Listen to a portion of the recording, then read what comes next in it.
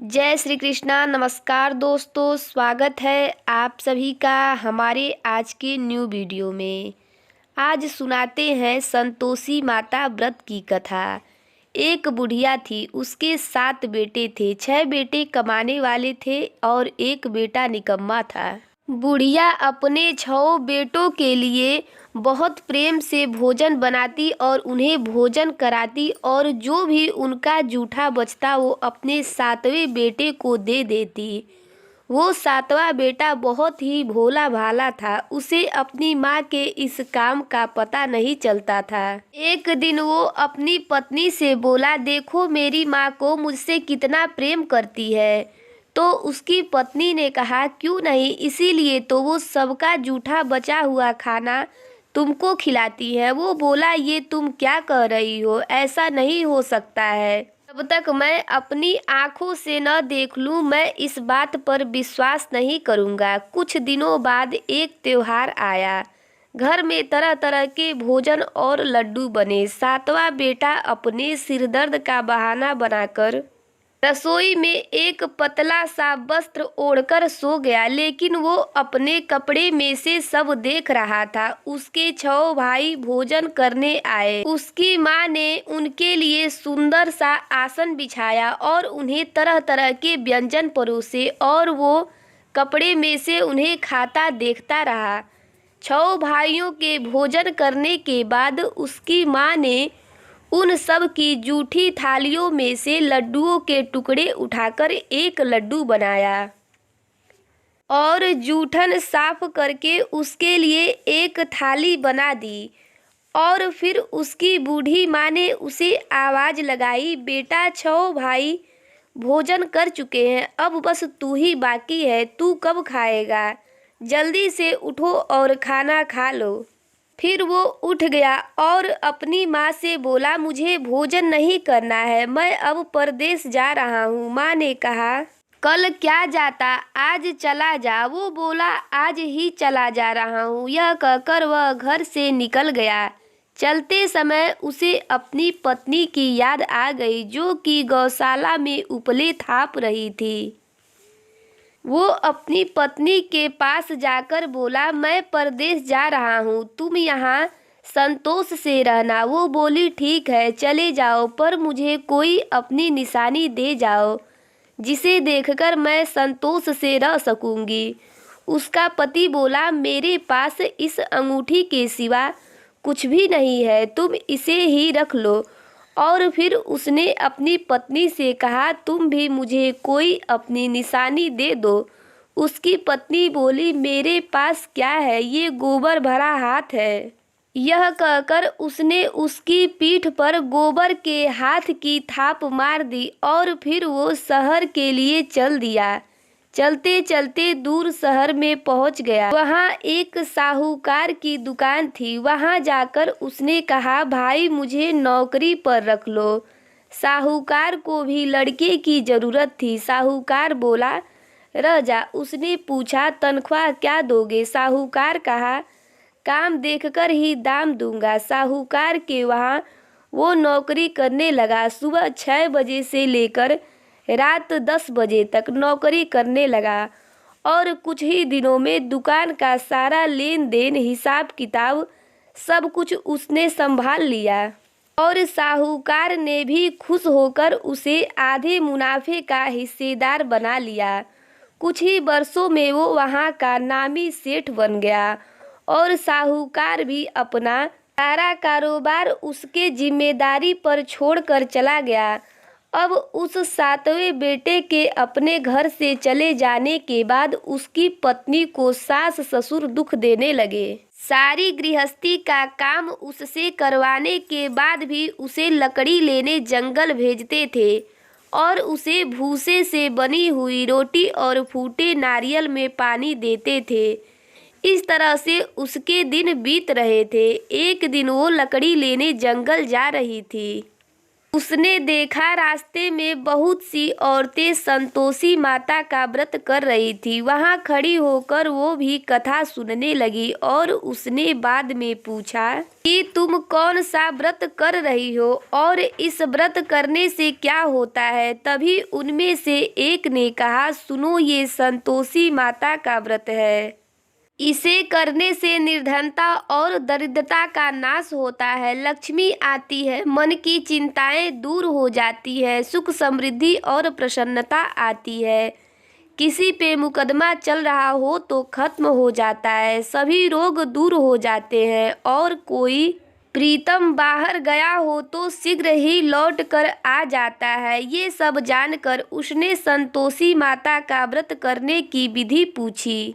उन लोगों ने उसे संतोषी माता के व्रत की विधि बताई। सारी विधि जानकर उस बहू ने अपनी लकड़ी को बेच दिया और उनके पैसे से गुड़ चना लेकर के माता के व्रत की तैयारी में चल पड़ी। आगे जाकर वो संतोषी माता के मंदिर में पहुंची और माता से कहने लगी, माँ, मैं अज्ञानी हूँ, व्रत के कुछ नियम नहीं जानती, मैं बहुत दुखी हूँ, माता मेरे दुख दूर कर दो, मैं तुम्हारी शरण में आई हूँ। माता को उस पर दया आ गई। एक शुक्रवार का व्रत होने के बाद ही दूसरे शुक्रवार को उसके पति का पत्र आया। तीसरे शुक्रवार का व्रत रखने के बाद उसके पति का भेजा हुआ पैसा उसके पास आ गया। यह सब देखकर वह माता के मंदिर में आकर रोने लगी। उसने माता से कहा, माँ, मैं पैसे नहीं चाहती, मैं तो अपने पति का दर्शन मांगती हूँ। तब माता ने प्रसन्न होकर कहा, जा बेटी, तेरा पति घर आएगा। यह सुनकर वह बहुत खुश हो गई और घर जाके अपना काम करने लगी। और फिर संतोषी माता ने उसके पति के सपने में जाकर उसको उसकी पत्नी की याद दिलाई और उनसे कहा, घर जा, तेरी पत्नी तेरा इंतजार कर रही है, तेरे माँ बाप उसे बहुत दुख दे रहे हैं। हाँ माँ, लेकिन मैं घर कैसे जाऊँ? बात परदेश की है, लेन देन का बहुत हिसाब किताब है, कोई जाने का रास्ता नजर नहीं आता। संतोषी माता ने कहा, मेरी बात मान, सुबह उठकर नहा धोकर संतोषी माता का नाम ले, घी का दीपक जला और उन्हें दंडवत प्रणाम कर कर दुकान पर बैठ जा। देखते देखते तेरा सारा लेन देन चुक जाएगा, जमा हुआ सारा माल भी बिक जाएगा। शाम होते होते धन का ढेर लग जाएगा। अब सुबह उठकर उसने ऐसा ही किया। नहा धोकर दीपक जलाकर संतोषी माता को प्रणाम किया और फिर अपने काम पर बैठ गया। और थोड़ी ही देर में देने वाले लोग रुपया लाने लगे और लेने वाले हिसाब करने लगे। भंडार में भरा हुआ सारा माल बिक गया और शाम तक धन का भारी ढेर लग गया। माता का चमत्कार देखकर वो बहुत प्रसन्न हो रहा था। वहाँ का काम निपटा कर वो तुरंत अपने घर के लिए रवाना हो गया। उसकी बेचारी बहू जंगल में लकड़ी लेने जा रही थी। लौटते वक्त माता के मंदिर में आराम करने लगी। वहाँ उसने धूल उड़ती हुई देखी और माता से पूछा, माता, ये धूल कैसे उड़ रही है? माता ने कहा, तेरा पति आ रहा है, अब तू ऐसा कर, लकड़ियों के 3 बोझ बना ले, एक नदी के किनारे रख दे, दूसरा मेरे मंदिर में और तीसरा अपने सिर पर रखकर घर ले जा। इन लकड़ियों का गट्ठर देखकर तेरे पति के मन में तेरे लिए मोह पैदा होगा।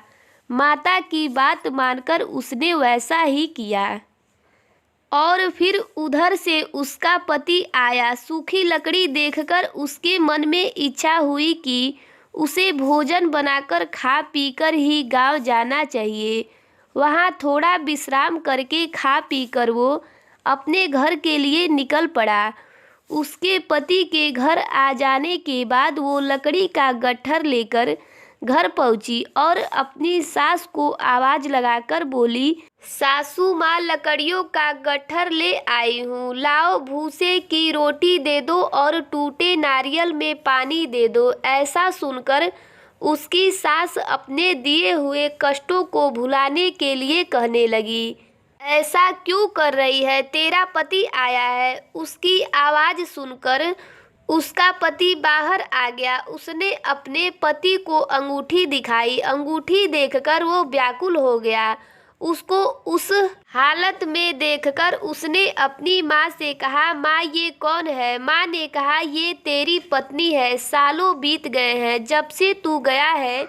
गांव में इस तरह से भटकती रहती है, कोई काम काज भी नहीं करती और आकर खा पीकर सो जाती है। और अब तुझे देखकर भूसे की रोटी और नारियल में पानी मांगकर मुझे शर्मिंदा करना चाहती है। उसका पति बोला, माँ मैंने तुझे भी देखा और इसे भी। तू मुझे दूसरे घर की चाबी दे दे, मैं उसी में रहूंगा। माँ बोली, ठीक है, जैसी तेरी मर्जी। यह कहकर चाबी का गुच्छा पटक दिया। वे अपनी पत्नी के साथ दूसरे घर में रहने लगा और वहाँ उसके राजा के महल जैसे ठाट बाट हो गए। इतने में शुक्रवार आया। उसने अपने पति से कहा, मुझे संतोषी माता के व्रत का उद्यापन करना है। उसके पति ने कहा, खुशी से कर लो। उद्यापन की तैयारी करने लगी और जेठानी के लड़कों को भोजन के लिए कहने गई। जेठानी ने अपने बच्चे से कहा, भोजन करते समय खटाई मांग लेना, जिससे उसका उद्यापन पूरा ना हो पाए। लड़के खाना खाने आए, खीर खाई, पेट भर गया।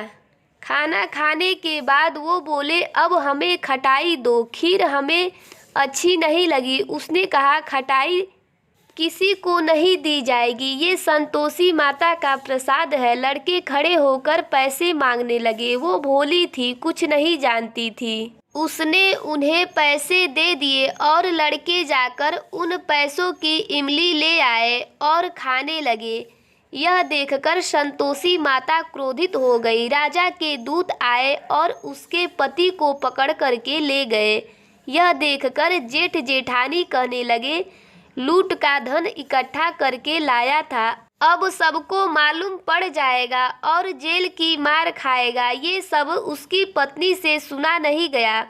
वो रोती रोती माता के मंदिर गई और उसने कहा, माँ अपने भक्तों को तुम कब से रुलाने लगी? माता बोली, बेटी तूने उद्यापन करके मेरा व्रत भंग किया है। इतनी जल्दी तूने सारी बातें भुला दी। माता ने कहा, तुम्हें उन लड़कों को पैसे नहीं देने चाहिए थे। उसने माता से क्षमा मांगी और कहा, मैं फिर से उद्यापन करूंगी। माँ बोली, ठीक है, जा, तेरा पति तुझे रास्ते में आता मिलेगा। वो मंदिर से निकली तो उसने देखा रास्ते से उसका पति आ रहा था। वो घर गई। फिर से शुक्रवार आया। उसने माता का उद्यापन करने को कहा।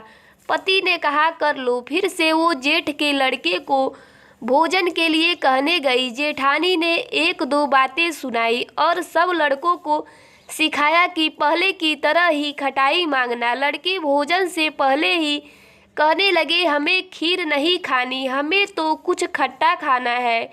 वो बोली, खटाई किसी को नहीं मिलेगी, आना है तो आओ, नहीं तो मैं किसी ब्राह्मण के लड़के को लाकर भोजन करा दूंगी। और उसने इस बार दक्षिणा की जगह उन्हें एक एक फल दे दिया।